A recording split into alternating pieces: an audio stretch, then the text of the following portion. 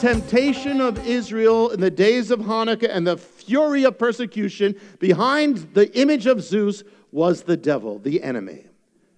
Who is the one doing these things today? The enemy. Who is behind the seduction of America and Western civilization? The enemy. Turning America away from God? The enemy. Who's behind the turning away of youth from the faith? The enemy. What's behind this barrage of sensuality, carnality, sensory overload? The enemy. Who's behind the sexual immorality? The enemy. Who is the bull seducing Europa and that civilization? The enemy. Behind all these things, promiscuity, fornication, all this sexual immorality, the enemy. Behind all that, the banning of prayer, the removing of the word, the taking down of the 10 Commandments, the banning of God's name, the enemy. Who's behind the death of over 55 million unborn children? The enemy, just as he was in the days of Israel. Who's behind the vilification of believers, the desecration of what is holy, the blaspheming of God on television? The enemy. Who is the one who calls the Bible hateful? The enemy. Who to prosecute the people of God? The enemy. The gods are his masks. The principalities are just his disguises. He wore the mask of Baal. He wore the mask of Zeus.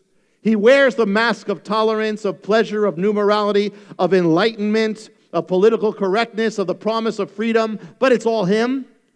The gods are him, just as he is called the God of this world. It's what he did in the garden. It's what he does now. So understand that. When you are tempted by that sin, that pleasure, that indulgence, know what and know who is behind it. Behind that temptation and that promise of pleasure is not just the enemy, it's your own enemy. The one who, remember, is seeking your destruction. And that temptation and that promise of pleasure is ultimately to seek to destroy you, not to give. He's a thief, to rob you. Every time you give in, you get robbed of something. Behind that temptation of lust is him, the murderer. Behind that temptation to have an affair is the murderer. Know who is behind it. You're a murderer seeking to destroy your life, your marriage, your walk, your well-being. When you are tempted to indulge in that, even if it's a little sin, sin grows. It's a gossip, immorality, vanity. It's there to kill you. And if you give in, you're robbed. You're only hurting yourself. That's why it says abstain from those lusts that war against your own soul. War against your being. So behind it, know who's behind it and respond accordingly. The Spirit, would you give a knife to a murderer? A man wants to murder you, would you give him a knife? Then don't give in to that temptation. You're giving him a knife. Whether it's the voice of temptation or the voice of fear or the voice of depression or gloom or bondage, that's him. It's just his voice. And know it and respond accordingly. Even to live a life of selfishness is to serve a God, because he's the God of self. It's an idol. That thing of you, it's an idol. And who was Baal and Zeus? They were just substitutes for the real thing.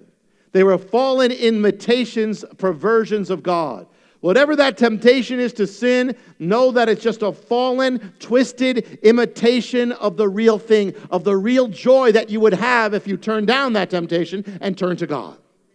Turn it down. Just say no, and the real joy will come, and the real blessing will come in your life. In the days of Elijah, in the days of, it looked impossible, hopeless to oppose Baal. Everything was being wiped out.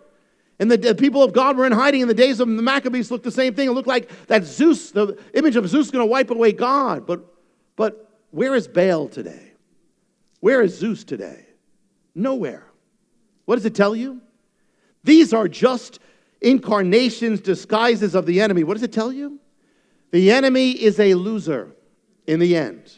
He will lose. He must lose. He is destined to lose. Sin will lose. Evil will lose.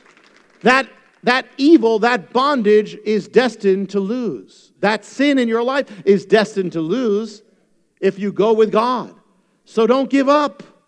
The attack will end. The sin cannot overcome. It's temporary. That's its nature. Sin cannot overcome. The darkness cannot in the end win. But if you will stand with God and walk with God and fight with God, you will overcome and you will win. The Maccabees pulled down the image of Zeus. They reconsecrated the temple, thus Hanukkah. You do the same. That's when the blessings came back to the temple. Pull down that idol, pull down that temptation, pull down that fear, that voice, that thing, smash the idol. Smash, become against that sin in your life. Make war, declare war on it. Because it's against you, it's to destroy you. And it's keeping you from the blessing. It says, submit to God, resist the devil, and he will flee. And then reconsecrate your temple, the temple of your body, the temple of your mind, consecrate it to God, the temple of your emotions, consecrate them to God, the temple of your life, to live all out for his will and his glory. That's it. And God will relight. He'll light that light, that fire of your zeal, the joy of the first love of God. He'll fill up your temple, your heart, your emotions, and your mind, and your life will be full with his presence. And as far as the culture goes, what's going on around you, know who's behind it, and do what the Maccabees did in response to it. Resist. As it is written, give the devil no room.